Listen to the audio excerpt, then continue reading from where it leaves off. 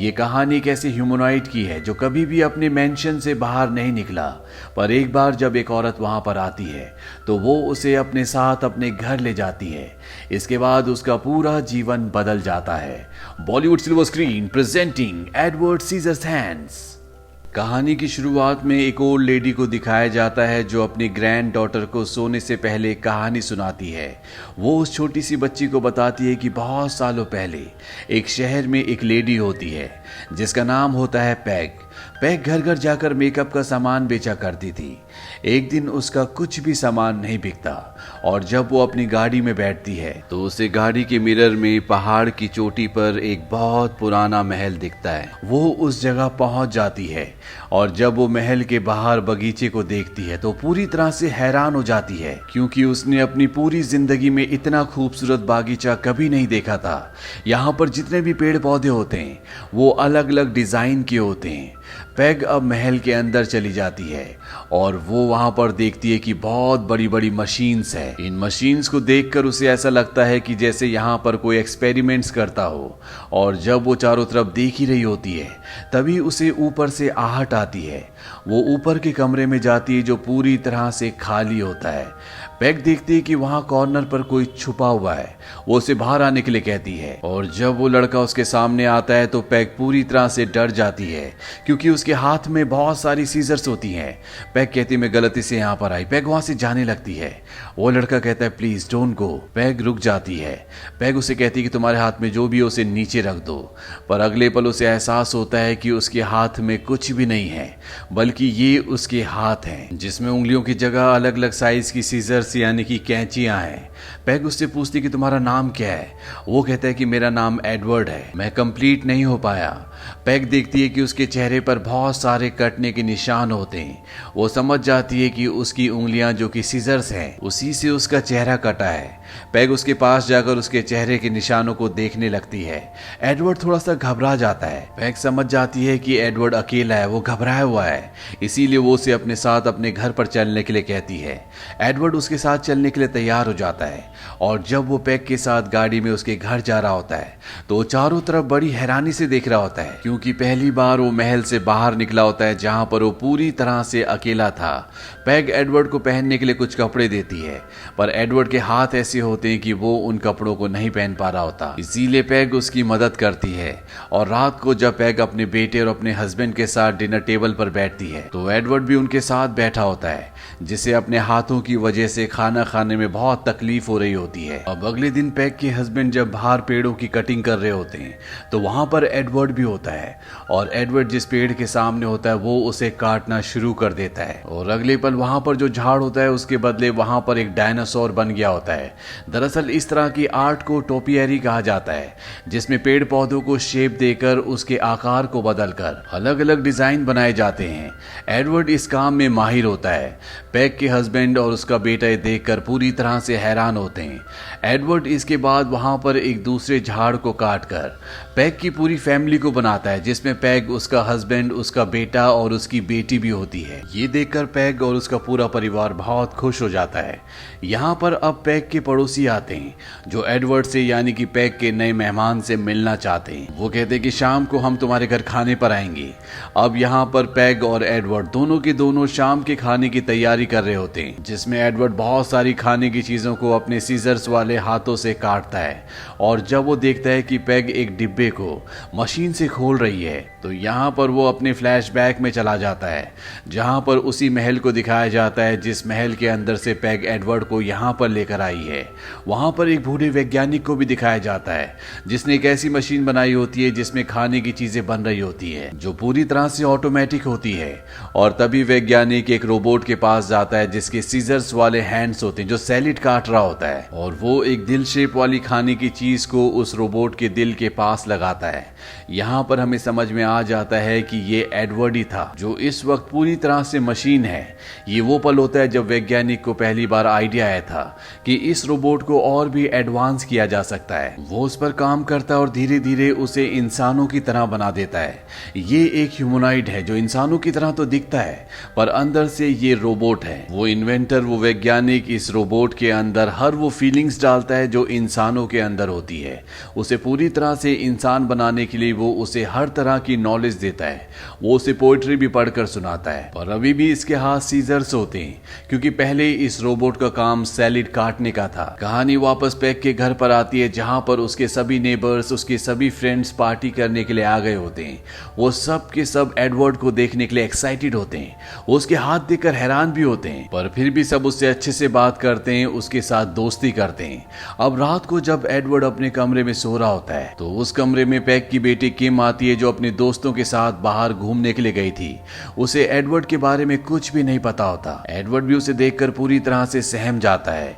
और किम जब अपने आप को मिरर में देख रही होती है, तभी वो देखती है कि बेड के ऊपर एडवर्ड लेटा है, जिसके बारे में उसे कुछ नहीं पता। वो पूरी तरह से डर जाती है। वो चिल्लाते हुए कमरे से बाहर आती है और अपने मॉम डैड को बताती है कि अंदर कमरे में कोई है जिसके हाथों में बहुत सारे हथियार हैं, वो मुझे मारना चाहता है। किम की मॉम किम को समझाती है कि ये एडवर्ड है और अब ये हमारे साथ ही रहेगा। इसके बाद किम की मॉम पैक किम को एडवर्ड से मिलवाती है। अगले दिन दिखाया जाता है कि एडवर्ड अपने पड़ोसियों के जितने भी पेड़ होते हैं उन सब को एक सुंदर डिजाइन देता है, क्योंकि सभी ने एडवर्ड को एक्सेप्ट किया होता है। सब ने उससे बहुत अच्छे से बात की होती है। और जब इसी तरह से वो अपने एक पड़ोसी के पेड़ को डिजाइन दे रहा होता है, शेप दे रहा होता है, तो वहां पर एक डॉग बैठा होता है जिसके बाल बहुत बड़े होते हैं। एडवर्ड अपने सीजर्स वाले हैंड से उसके बाल काटना शुरू कर देता है। और जब डॉग अपनी ओनर के पास जाता है तो वो उसे देखकर बहुत खुश हो जाती है, क्योंकि एडवर्ड ने उसके बाल बहुत ही यूनिक तरीके से काटे होते हैं, जिससे वो कहीं से भी डॉग नहीं लग रहा होता। और अगले पल दिखाया जाता है कि बहुत सारी लेडीज अपने अपने डॉग को लेकर एडवर्ड के पास आई हैं, क्योंकि सबके सब अपने डॉग्स के हेयर्स कटवाकर उन्हें नया लुक देना चाहते हैं। एडवर्ड इस काम में बहुत ही माहिर होता है। और जब एडवर्ड एक लेडी के छोटे से डॉग को बब्बर शेर का लुक देता है तो वो लेडी कहती, क्या तुम मेरे बाल काटोगे? एडवर्ड उसके बाल भी काटना शुरू करता है और वो बहुत ही बेहतरीन तरीके से उसके बाल काटता है। इसके बाद यहाँ पर जितनी भी लेडीज होती है वो सब के सब अपने बाल एडवर्ड से कटवाती है, यहाँ तक कि मिसेस पैक भी।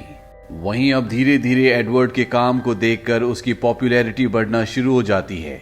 उसे एक टीवी शो में बुलाया जाता है जहां पर एडवर्ड से कई सवाल पूछे जाते हैं और उसे ये भी सजेस्ट किया जाता है कि उसे अपना सैलून खोलना चाहिए, लेकिन सैलून खोलने के लिए उसे पैसे चाहिए होंगे। इसीलिए पैग एडवर्ड को बैंक ले जाती है, लेकिन बैंक वाले एडवर्ड को लोन देने से मना कर देते हैं, क्योंकि उसका कोई भी सोर्स ऑफ इनकम नहीं होता और ना ही किसी बैंक में उसका अकाउंट होता है, ना ही उसके पास आईडीज होती हैं। वैसे भी एडवर्ड को इन सब बातों से कोई फर्क नहीं पड़ता। उसकी जिंदगी में उसके लिए पैसों की कोई भी अहमियत नहीं है। उसे पैसों के बारे में, दीन दुनिया के बारे में कुछ नहीं पता। उसकी जिंदगी में अगर कोई चीज मायने रखती है तो वो पैक की बेटी किम है। वो किम को बहुत पसंद करता है। किम भी उसे बहुत अच्छा मानती है और इस बात से किम का जो बॉयफ्रेंड होता है वो बहुत जेलस होता है। इसीलिए वो एक प्लान बनाता है। वो किम से कहता है कि रात को हम मेरे पेरेंट्स के घर पर जाएंगे और वहां पर जो मेरे डैड की वैन है हम उसे चुरा लेंगे। ये हम दोनों के लिए एक सेपरेट जगह होगी जहां पर हम अपना टाइम स्पेंड कर सकते हैं। वैसे भी मेरी डैड की वैन का इंश्योरेंस है, उन्हें पैसे मिल जाएंगे, पर इस काम के लिए इन्हें एडवर्ड की जरूरत होगी, क्योंकि सिर्फ एडवर्ड ही लॉक खोल सकता है। एडवर्ड किम के कहने पर उनके साथ चलने के लिए तैयार हो जाता है और जब वो लॉक खोल के घर के अंदर जाते हैं तो वहां पर चोरी का अलार्म बजना शुरू हो जाता है।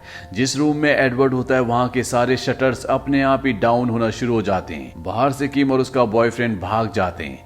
हालांकि किम एडवर्ड को कमरे से बाहर निकालना चाहती थी पर उसका बॉयफ्रेंड उसे ऐसा नहीं करने देता। वो कहता है कि पुलिस आने वाली है और वो उसे अपने साथ ले जाता है।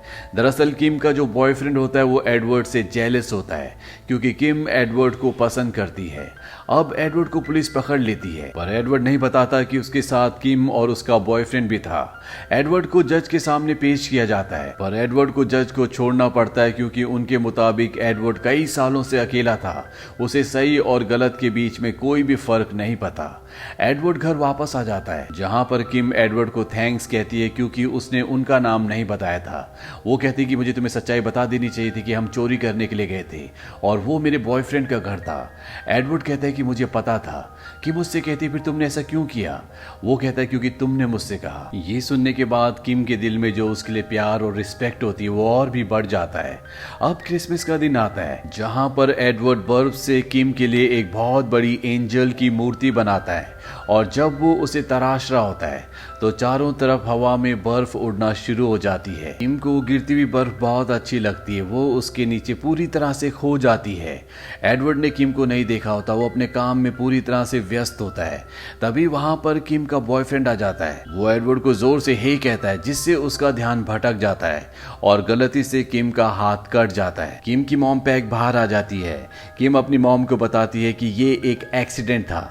किम की मॉम किम को अंदर ले जाती है। वहीं बाहर किम के बॉयफ्रेंड को दिखाया जाता है जो एडवर्ड को धक्का देता है। वो उसे उल्टा सीधा कहता है, वो उसे कहता है कि तुम पागल हो, निकल जाओ यहाँ से। एडवर्ड नाराज होकर वहां से निकल जाता है। उसने जो कपड़े पहने होते वो अपने सीजर से उन कपड़ों को काट देता है और उसी हालत में आ जाता है जिस हालत में पहली बार वो किम की मॉम पैक को मिला था। यहाँ पर जो उसने खूबसूरत पेड़ों के डिजाइन बनाए होते हैं वो उन्हें भी काटना शुरू कर देता है। यहाँ पर वो सभी पड़ोसी जो एडवर्ड के कभी दोस्त हुआ करते थे, चोरी की वारदात के बाद अब वो उससे डरते हैं। उन्हीं में से एक लेडी पुलिस को कॉल कर देती है। वहीं दूसरी तरफ किम को दिखाया जाता है जो अपने बॉयफ्रेंड की जेलसी से परेशान हो चुकी है, इसीलिए वो उससे ब्रेकअप कर लेती है। वहीं एडवर्ड भी परेशान गुस्से में सड़क के किनारे बैठा होता है। तभी उसके पास एक डॉग आता है। उसे देखकर एडवर्ड का गुस्सा शांत हो जाता है। वो घर वापस आ जाता है जहां पर किम अकेली होती है क्योंकि सब के सब एडवर्ड को ढूंढने के लिए गए होते हैं। किम एडवर्ड से कहती है कि मुझे अपने गले से लगा लो। एडवर्ड कहता है कि मैं नहीं लगा सकता क्योंकि उसके हाथ में सीजर्स हैं। किम उसके पास जाती है और उसे अपने गले से लगा लेती है और इसी पल में एडवर्ड को वो पल याद आता है जब वो इन्वेंटर जिसने एडवर्ड को बनाया है वो उसके लिए उसके हाथ लेकर आया था। पर इससे पहले कि वो एडवर्ड को इंसानों वाले हाथ लगाता उसे हार्ट अटैक आ जाता है जिससे उसकी मृत्यु हो जाती है और एक यही कारण होता है कि एडवर्ड के आज भी हाथ सीजर्स की तरह हैं। वहीं दूसरी तरफ किम के बॉयफ्रेंड को दिखाया जाता है जो बहुत गुस्से में होता है, बहुत शराब पी लेता है और गाड़ी लेकर किम के घर की तरफ आता है। एडवर्ड उसे रैश ड्राइविंग करते हुए देख लेता है। उसे ध्यान आता है कि किम का छोटा भाई बाहर है। वो भागता हुआ बाहर जाता है और इससे पहले कि किम का बॉयफ्रेंड किम के भाई को गाड़ी से उड़ाता एडवर्ड उसे बचा लेता है। वो दोनों सड़क के किनारे जाकर गिरते हैं। एडवर्ड की सीजर्स किम के भाई के ऊपर अटक जाती है जिससे उसका चेहरा जख्मी हो जाता है और उसी वक्त वहां पर किम के पेरेंट्स और आसपास के बहुत सारे लोग आ जाते हैं। उन सबको ऐसा लगता है कि एडवर्ड किम के भाई पर हमला कर रहा है। गलती से किम के डैड को भी एडवर्ड की सीजर्स लग जाती है और इसके बाद किम का जो बॉयफ्रेंड होता है वो एडवर्ड पर हमला कर देता है। एडवर्ड अपने आप को बचाते हुए किम के बॉयफ्रेंड को भी जख्मी कर देता है। तभी यहाँ पर पुलिस आ जाती है। एडवर्ड अब यहाँ से भागना शुरू कर देता है। दरअसल अब वो उसी महल में जाना चाहता है जहां से वो यहाँ पर वापस आया था। किम को पता होता है कि वो उसी महल में गया है, इसीलिए वो भी एडवर्ड के पीछे पीछे वहां पहुंच जाती है। एडवर्ड वहां पर बहुत उदास बैठा होता है। किम उसके पास बैठती है पर तभी उसका बॉयफ्रेंड वहां पर आ जाता है। उसके पास गन होती है जिससे वो एडवर्ड पर हमला भी करता है। वो एडवर्ड को बहुत बुरी तरह से मारता है और जब किम एडवर्ड को बचाने के लिए अपने बॉयफ्रेंड के ऊपर हमला करती है तो वो उससे थप्पड़ मारता है और साथ ही साथ उसे धक्का देता है। इस बात से एडवर्ड को बहुत गुस्सा आता है और उसके हाथ में जो सीजर्स लगी होती हैं वो उसके शरीर से आर पार करके उसे खिड़की से नीचे धक्का दे देता है जिससे उसकी मृत्यु हो जाती है। यहाँ पर किम एडवर्ड को कहती है कि वो उससे प्यार करती, वो उसे किस भी करती है और इसके बाद वो एडवर्ड को अलविदा कहकर घर से बाहर आ जाती है। उसके हाथ में उसी तरह का एक हाथ होता है जिस तरह का हाथ एडवर्ड का है। यहाँ बाहर किम के सभी पड़ोसी पहुंच चुके होते हैं। किम उन्हें एडवर्ड का हाथ दिखाती है जो कि एडवर्ड का नहीं है। वो कहती है कि मेरे बॉयफ्रेंड ने और एडवर्ड ने एक दूसरे को मार दिया। इसके बाद सब के सब अपने घर वापस आ जाते हैं। कहानी वापस प्रेजेंट में आती है जहां पर बूढ़ी औरत अपनी ग्रैंड डॉटर को ये कहानी सुना रही होती है। वो उसे बताती है कि किम वही है और उसे पता है कि आज भी एडवर्ड जिंदा होगा, वो ज्यों का त्यों होगा क्योंकि वो एक आर्टिफिशियल इंटेलिजेंस है, वो कोई इंसान नहीं है जिसकी उम्र बढ़ेगी। बूढ़ी औरत की यानी कि किम की ग्रैंड डॉटर कहती है कि आप एडवर्ड से मिलने क्यों नहीं जाती।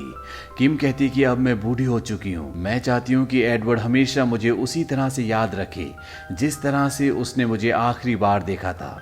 उसकी ग्रैंड डॉटर कहती कि आपको कैसे पता कि वो जिंदा होगा। ओल्ड किम कहती कि जब पहली बार एडवर्ड नीचे आया था तो यहाँ पर पहली बार बर्फ पड़ी थी और आज भी यहाँ पर बर्फ पड़ती है। अगर एडवर्ड ऊपर नहीं होता तो यहाँ कभी भी बर्फ नहीं पड़ती। अंत में हमें दिखाया जाता है कि जिस तरह से एडवर्ड ने बर्फ को काट के एक एंजल बनाया था जिससे चारों तरफ एक तरह का स्नोफॉल हो रहा था, आज भी उसी तरह वो उस महल के अंदर अपने सीजर्स वाले हैंड से बर्फ को काट कर अलग अलग तरह के स्कल्पचर्स बना रहा होता है और जो कटी हुई बर्फ होती है वही पूरे शहर में गिर रही होती है, जिस तरह से आज से कई साल पहले क्रिसमस के दिन गिर रही थी। और इसी के साथ ये प्यारी सी लव स्टोरी यहीं पर खत्म हो जाती है। ये फिल्म सन 1990 में रिलीज हुई थी। IMDb पर इसकी रेटिंग है 7.9। इस फिल्म का बजट था $20 मिलियन और बॉक्स ऑफिस पर इसने कमाई की थी $86 मिलियन की। उम्मीद करते हैं कि ये कहानी आपको पसंद आई होगी।